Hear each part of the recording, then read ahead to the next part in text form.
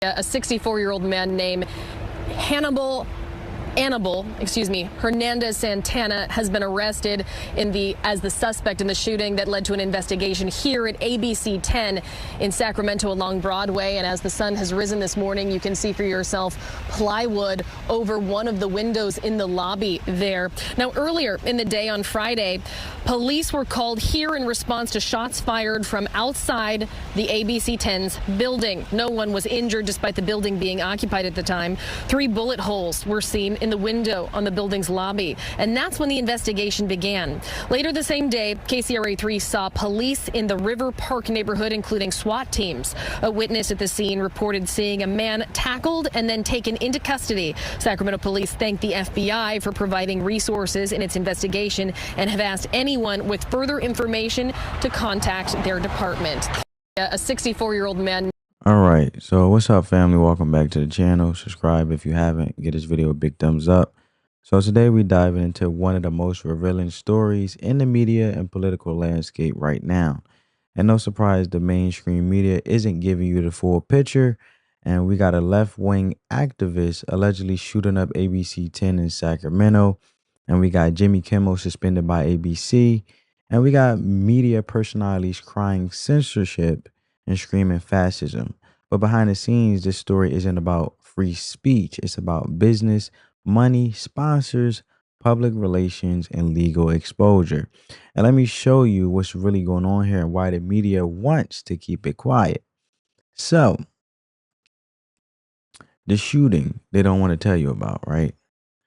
It's a 64-year-old man named Hernandez Santana, a retired former union legislative director, gets arrested for allegedly firing 3 shots into the lobby of ABC 10, as you guys heard in the first clip.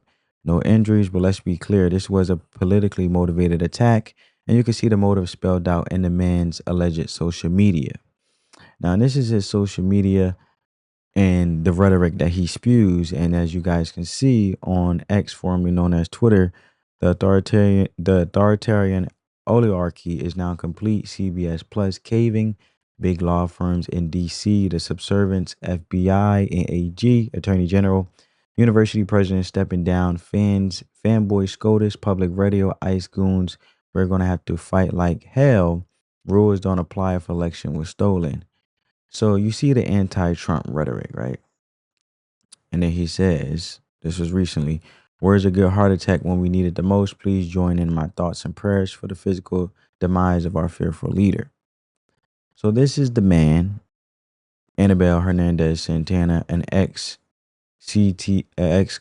Teachers Union legislative director, arrested for firing 3 shots into ABC affiliate after Kimmel decision. His feed is filled of left-wing mental illness and violence, according to this post. What should be done about left-wing radicalization is the question, right? So this is him. And this is, as you know, his Twitter. And yeah, so you guys get the gist when it comes to the rhetoric that he spews. Now, when you look at it and you see what does the media do, so they'll say that they're still investigating the motive and pretend they're confused because the truth is politically inconvenient, right? Because he was angry, Hernandez Santana, he was angry about ABC pulling Jimmy Kimmel after Kimmel made false inflammatory claims about Charlie Kirk's assassination. Now, and if you zoom out for a minute, Jimmy Kimmel, a longtime darling of the liberal media machine, got pulled from ABC after making wildly inaccurate statements about the shooter of Charlie Kirk, spinning the story to frame it as a right-wing attack when the evidence pointed in the opposite direction. Because he lied. Jimmy Kimmel lied, and that's not even up for debate anymore, because we know that the killer was, unfortunately, a left-wing extremist, a left-wing extreme radical who took his political beliefs to the extreme, didn't agree with Charlie Kirk's beliefs, and took it all the way to the level of taking an act of violence by taking someone's life. And that's where the humanity aspect I focus on is taking a person's life just because you disagree with someone.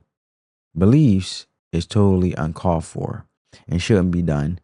And inciting violence shouldn't take place in any way, shape, or form at any cost to take a human life. And it doesn't justify just because you disagree with somebody's opinions, right? So ABC affiliates weren't having it. In fact, they were the ones reportedly pressuring Disney to pull him, not conservatives, not the GOP, not the FCC, the local stations. Why? Because Kimmel's comments caused outrage and made them look legally vulnerable. And when you operate as a licensed broadcast network under FCC rules using public spectrum, you have obligations. That includes not lying about politically sensitive events that could lead to real world violence. And Kimmel crossed the line. But you have individuals sitting here trying to deflect and say that Jimmy Kimmel actions shouldn't have caused him to be pulled from ABC, but Donald Trump didn't have nothing to do with ABC decision.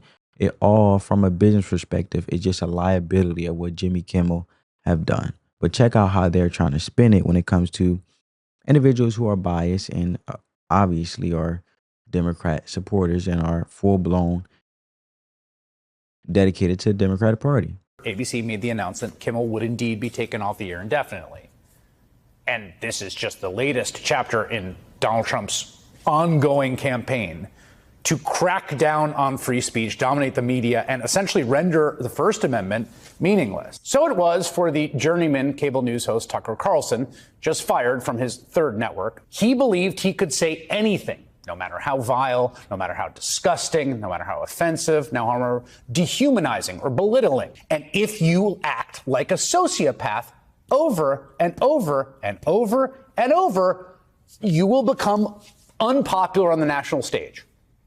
That's just like a basic principle. Over time, probably not going to work out well for you in the long run. Eventually, people will be rightly offended, disgusted by it. ABC made the announcement. All right. So the reason why you say you see two clips side by side is because one is currently happening now with him defending Jimmy Kimmel for basically spewing lies about a human life being taken, in this case, Charlie Kirk.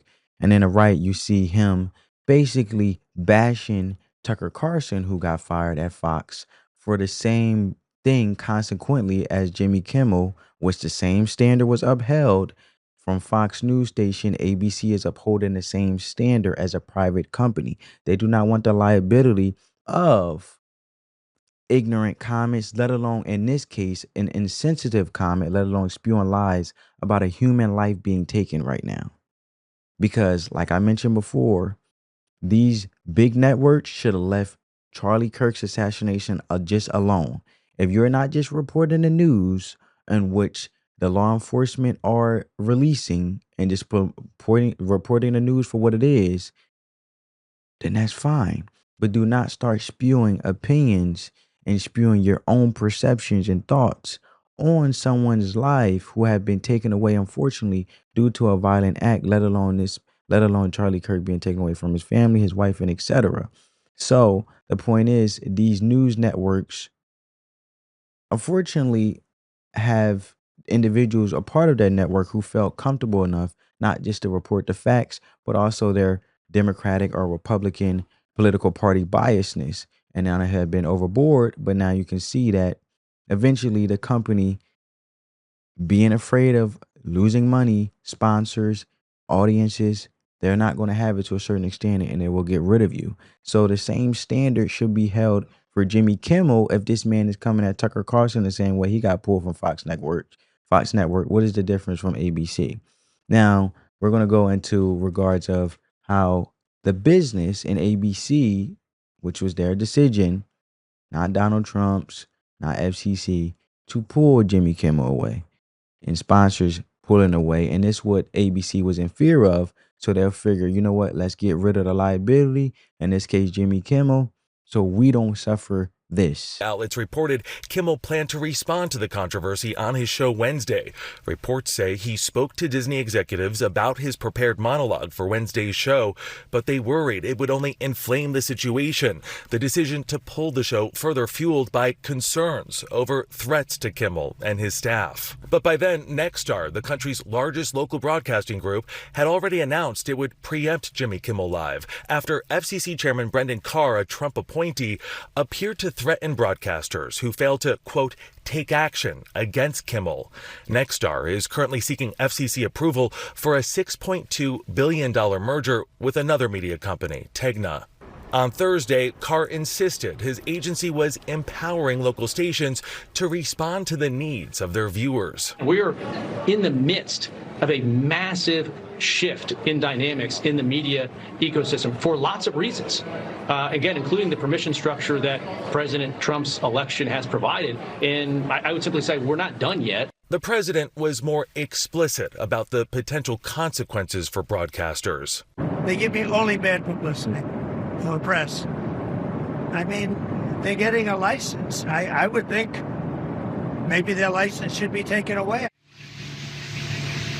And Nexstar, in a statement, said it had no communication with the FCC or any other government agency before making the decision to pull Jimmy Kimmel Live. Sinclair, another broadcaster, wants an apology from Kimmel and also a donation made to Charlie Kirk's foundation. As for when the show will go back on, if ever, that is still unclear.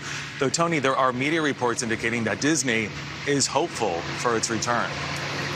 We'll see, Jonathan. Well, there you have it.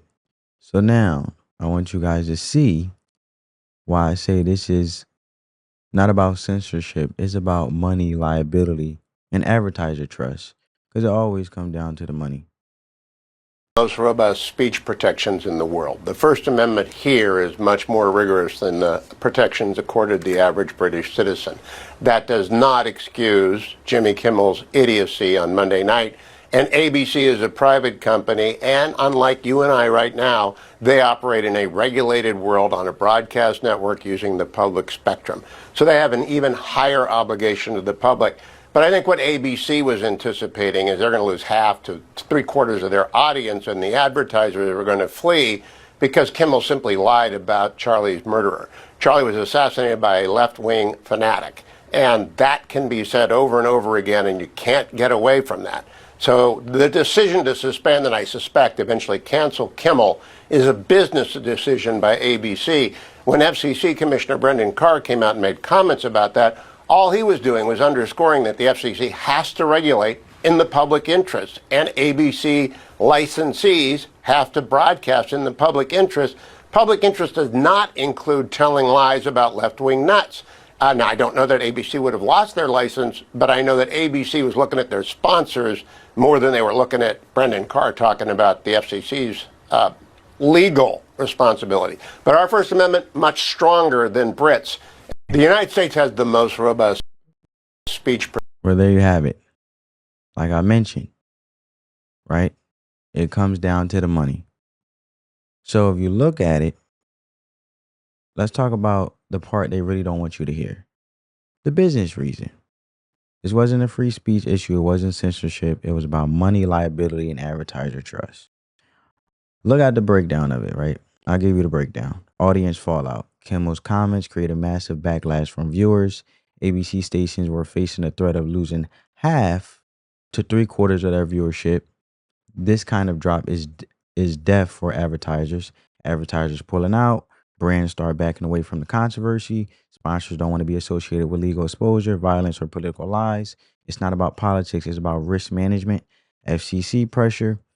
Like he mentioned, we don't know if Brendan Carr was going to actually pull the license. But however, he made it clear that while no threats were made directly, the FCC regulates license based on the public interest.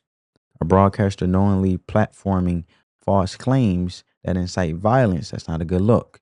And it could be used against them in merger reviews or license renewals. Ongoing, the $6.2 billion merger deal. Nexstar, the parent company of many ABC affiliates, is actively pursuing a massive merger with Tenga.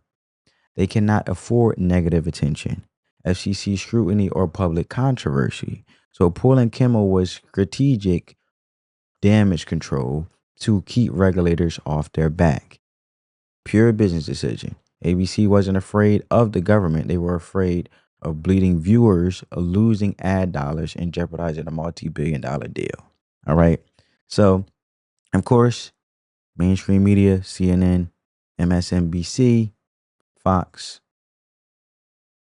they'll immediately cry foul. Kimmel is being silenced. This is fascism. Well, I should say CNN, I know more so, and MSNBC, they are more Democratic bias. I'm not sure about Fox, but they immediately cry foul. Kimmel is being silenced. This is fascism. This is Trump threatening democracy. You don't believe me? Check it out. You know, I've been trying to think about what the media is going through in the U.S. What is this free speech stress test that we're all experiencing in the U.S.? And I've started to liken it to an elevator. It's like the American media is on an elevator, and it keeps heading downward every day or every week, reaching a new lower floor. Every time a media company gets sued by the president, every time CBS or ABC or another company settles instead of fighting that suit in court, every time Trump threatens a license, the way he did again this afternoon on the way home from the UK, every level, it's another level lower on that proverbial elevator. And we don't know where the bottom is. We don't know how much worse this can get. For a lot of comedians, for a lot of entertainers, seeing Kimmel sidelined is a worst case scenario. But Kimmel can go launch a YouTube live stream right now. He can go launch a new Substack newsletter. You know, he does have other options and other platforms. So we have not reached whatever that bottom might be. But certainly there is a moment, I think, right now in the U.S. where people are looking around and wondering how much democratic backsliding is going to be tolerated. How much more autocratic will this country become before some change happens? And that's one of the great unknowns right now.